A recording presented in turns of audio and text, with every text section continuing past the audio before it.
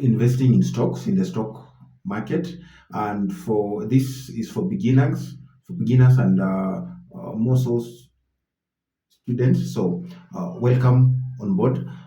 So if you've ever thought about investing in the stock market and you are not sure where to begin, what to do, this video is the ideal video for you. So my name is Fenwick, and on this channel we break down personal finance topics and try to make them easy for each and every person to understand. So today we are diving comprehensively into the topic of investing in stocks, and this is for the Kenyan market. And as I mentioned, this video will be ideal for students and beginners because I've tried to be basic and use basic terminologies and explain all the basic terms so that anyone who has ever wanted to invest in stocks is able to get the point and begin. So I'll share with you key strategies for success and the common pitfalls and the common challenges that people come across when they are investing in stocks. This is a disclaimer. I always insist and say, don't just watch for consumption purposes.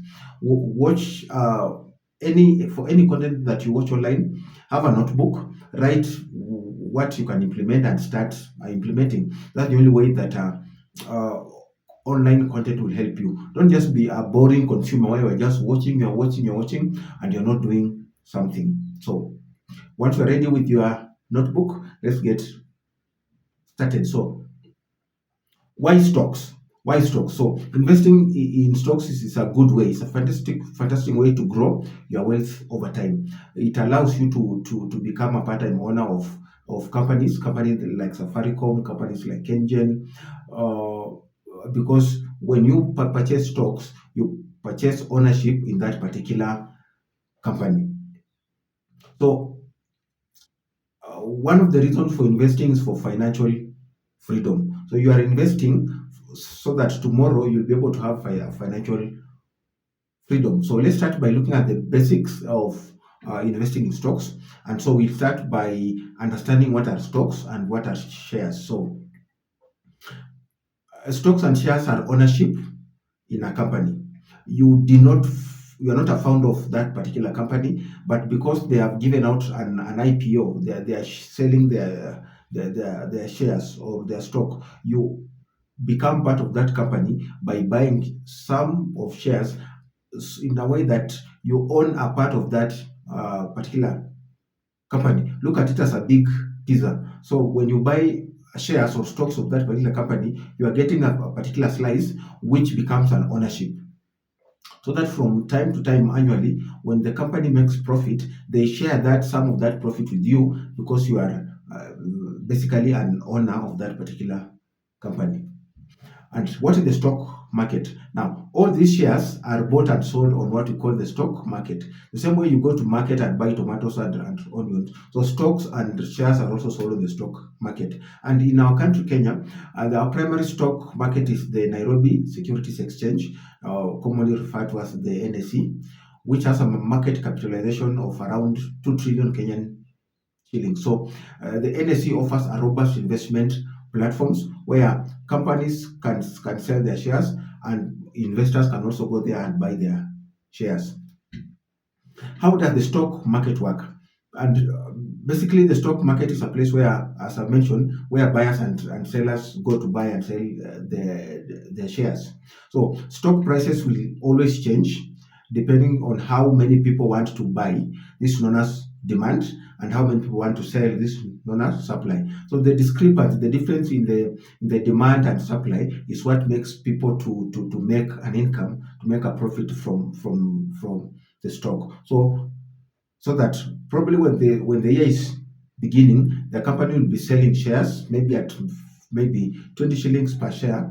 Then at the end of the year, the company, after you bought at 20, you could sell at 22 or at 25 or at 30, depending with how the performance of that company in that particular year. So let's quickly look at the terminologies that are frequently used in the stock market, in the stock investing. Equities. So equities is another term for stocks. So another term for stocks is equities. So you'll see us using it frequently, and also once you start investing, that's a common one that you'll be coming across oftentimes. Dividends. What are dividends? Dividends, these ones are regular payments that a company make to its shareholders from its profit. Um, Look at it this way: at the end of the year, when the company makes profit, because you are part of that company, you're the owner of that company. Remember the pizza that we talked about. Because you are part of that company, they recognize you by giving you some of the profit that the company has made. So this profit is what is known as dividend. Now, it's worth noting that some companies offer a dividend reinvestment plan, a DRIP, so that after you've earned dividends, you can reinvest the dividends back into the company to increase your shares, or to earn more dividends in the subsequent years. The next term is capital gains. The capital gains, this refers to the profit that you make when you sell a stock for more than you bought it. As I mentioned earlier, if you bought a stock for 20 shillings and you are selling it for 25, that difference, the 5 shillings, is what's referred to as the capital gains. Another term, the bull market. When stock prices are generally rising up, we call that the bull market. The reverse, when the stock prices are falling, is known as the bear market. So the market exists in two forms: the bull market and the bear market. Now, let's get started. How do you get started with in investing for beginners and students? So step number one, that you set financial goals. I always say that anything that has to do with finances, you always, whether it's investing or saving, you always have to start with setting financial goals. Why do you want to invest? Why do you want to invest in stock and shares? So having a good having a goal will keep you motivated. At the same time, it will also help you to decide how much risk you are willing to take. So for example, if you are saving for 5 years, you may consider safe options. But if you are saving for long term, such as for retirement, you may consider risky investment options. So after you've set your financial goals, step number two, that you open a CDS account. Every investor must open a CDS account, which is the central depository system. Shares are electronically held in the CDS account. A bank account will hold money. For you to save money in a bank, you need a bank account. So for you to buy shares, you need a CDS account. So you can do this through a licensed broker. After you have your CDS account, now you have to choose your stock broker. So a stockbroker is your gateway to buying and selling shares on the NSE. This is it handles all your transactions, and in most cases, most banks are stock brokers.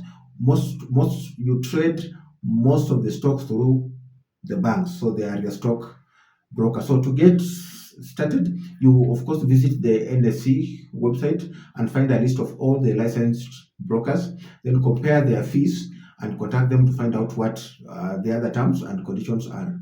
And you can do that. Also, another approach, you can just go to, for example, Equity Bank. You can go to Corporate Bank. I think I've used some of them before. You go to them and you open a CDS account. Then you tell them that you want to buy a particular shares. Then they tell you how much shares are, what is the price at that particular time. Then, of course, once you agree, you fill a form, and then money will be deducted from your savings account to buy shares as to your CDS account. After you've chosen your your broker, now you fund your account. So once your CDS account is open, you will need to deposit money into your brokerage account. You can do this via the bank transfer or mobile money, depending on your bank. Nowadays, all banks have embraced mobile banking, so you can just transfer money from your bank or from your mobile phone M-Pesa up to that particular savings account, CDS account, and then money will be deducted from there to buy shares that will be hosted to your CDS account. So after you've done that, you research your stocks. So this is important. So do a technical analysis to examine a company balance sheet to understand the financial data, which are very crucial for your success. Don't just invest without having done a due diligence. If you want to invest in Safaricom shares, for instance, know how they have been doing for the last 6 months, for the last 1 year. How have shares been performing? If you want to trade in Kenyan shares, for example, do that. So don't invest in a company because a friend told you it's a good idea. Dig deep, research, and understand the business behind that particular company. So you can go ahead and review the annual report and financial statement so that you have a deeper understanding of how that company has been doing. This will be very important so that you invest from a point of knowledge. You just don't invest blindly. Step number 6, so you make your first purchase. Now that you have money in your account and you have researched, the next step is to make your purchase, and you do buy a minimum of 100 shares. You can place a market order and tell your broker to purchase a particular number of shares, or you can still use a limit order to purchase those particular shares, and voila, you now have shares in your CDS account.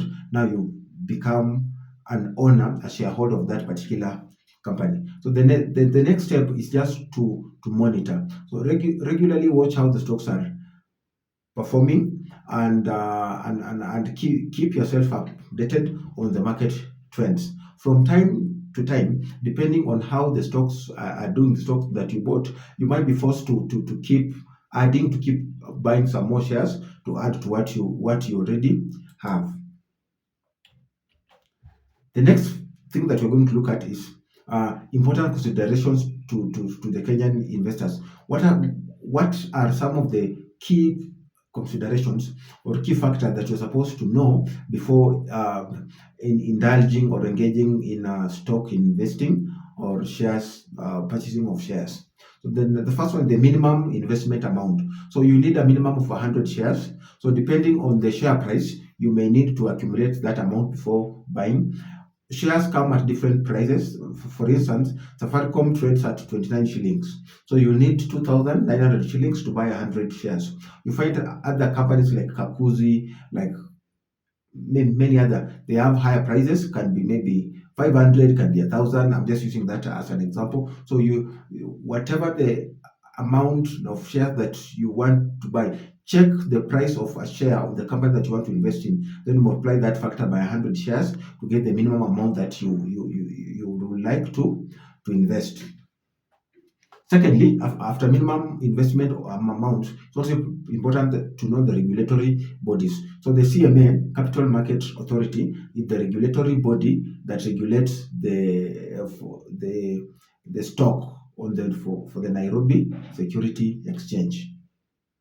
The investment options, as well as stocks, you can invest in other options. We have got rates, we have got ETFs, electronic transfer funds, I think so. And then we also have the bonds.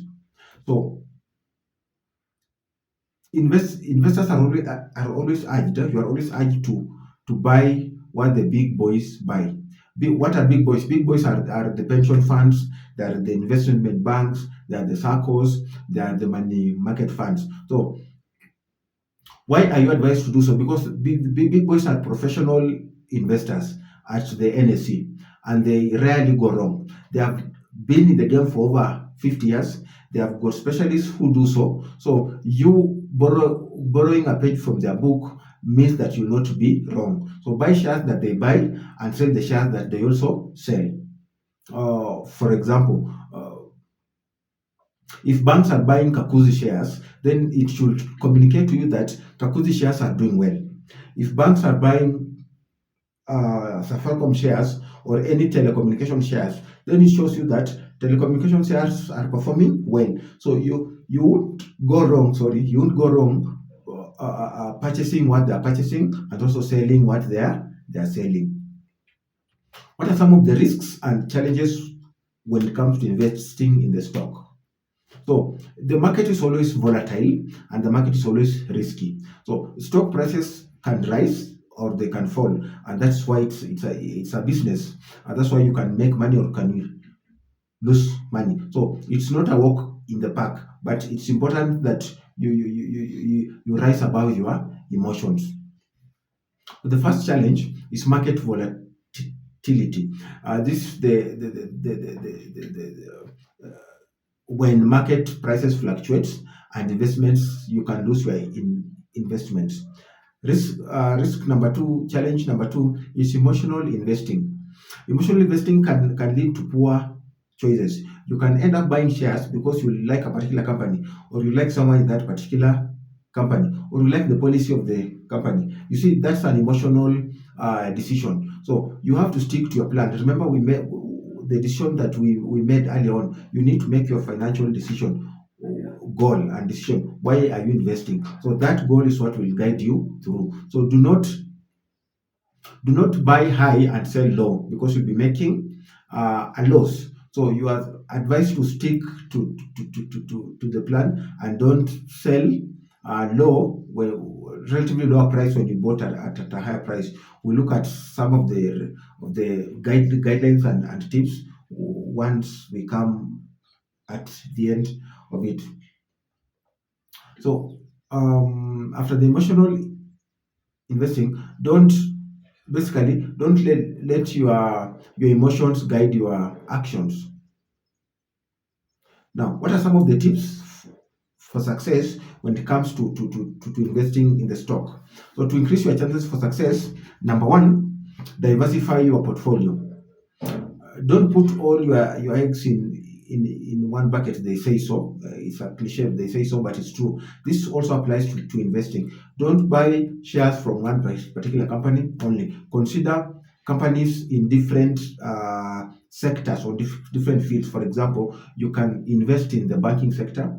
For example, buy shares in in Equity Bank or KCB. You can buy some more in telecommunication, in Safaricom, in Airtel. You can buy some in manufacturing, for example, Bamburi and other manufacturing companies.